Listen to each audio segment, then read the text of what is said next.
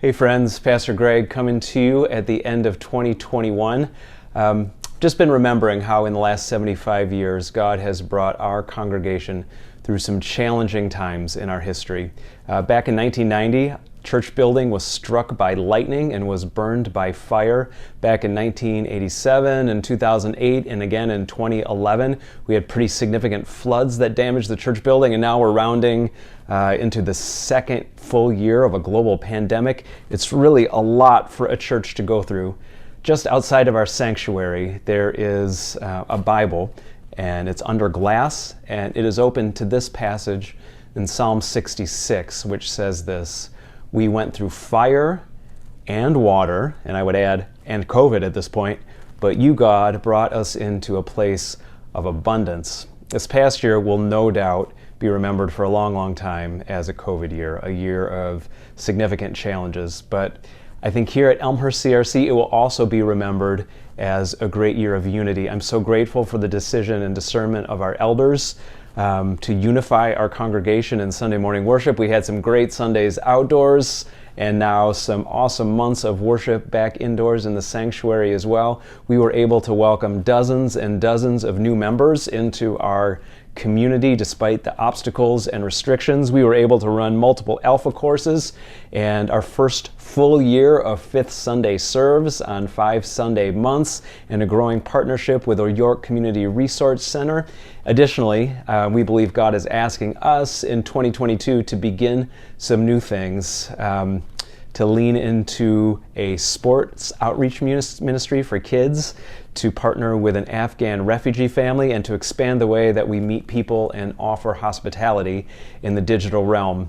Now, it is God's desire to bring us through this pandemic in the same way that He brought us through fire and water in the past. That is God's part. But it's our part to keep leaning into our vision, to grow up toward God in worship, and in community, and out in service and outreach in Jesus' name. For us to keep doing that, we depend on the generosity of Spirit-filled people just like you. Again, from Psalm 66, I'm going to read verse 13 along with verse 12 this time. "We went through fire and water and COVID, but you, God, brought us to a place of abundance. And now I will come to your temple with offerings and fulfill my vows to you." In terms of year-end offerings, today on December 28, we are still about $275,000 short of meeting our 2021 Elmhurst Ministry Fund expenses. We are remarkably consistent as a congregation. Last year, on the same date, we were $10,000 more in need.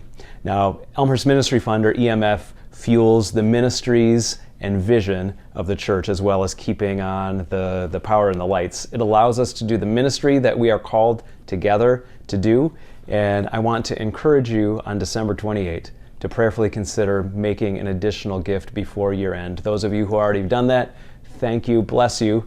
These gifts allow us to continue in our significant ministry together. Now, a quick personal word.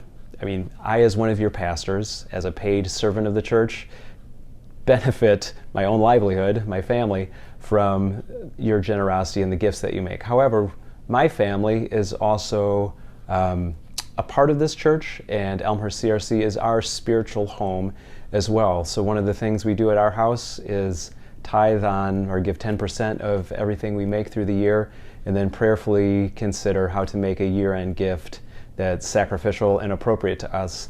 And I would simply and humbly challenge you to follow that pattern, which is not a DeMay family pattern, but which is the Bible's pattern.